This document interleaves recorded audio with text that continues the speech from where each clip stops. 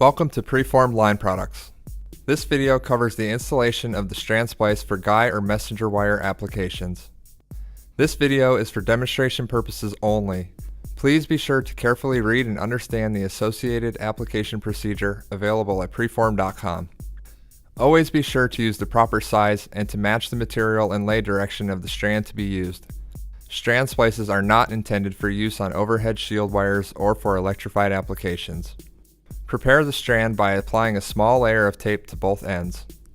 If applicable, select the preformed splice which contains the greatest number of rods. Now, locate the color mark on the splice and apply it to one end by aligning the end of the strand to the center of the color mark and wrapping on 3 to 4 pitches.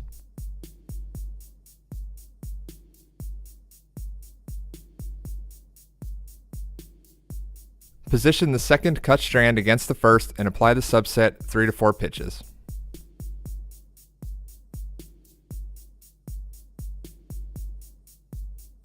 Finish applying the remainder of the subset, splitting the wires if necessary to ease installation.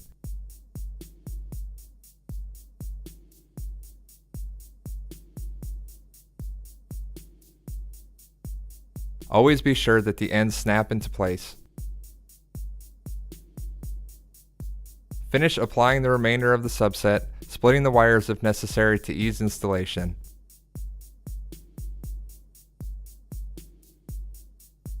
Take the second subset, locate the center color mark, and align it with the first subset.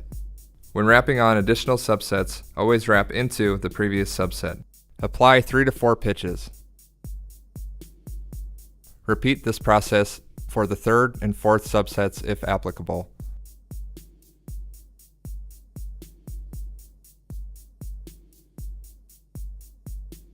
Complete the installation by fully installing the 2 remaining subsets, splitting the ends of the subsets as necessary.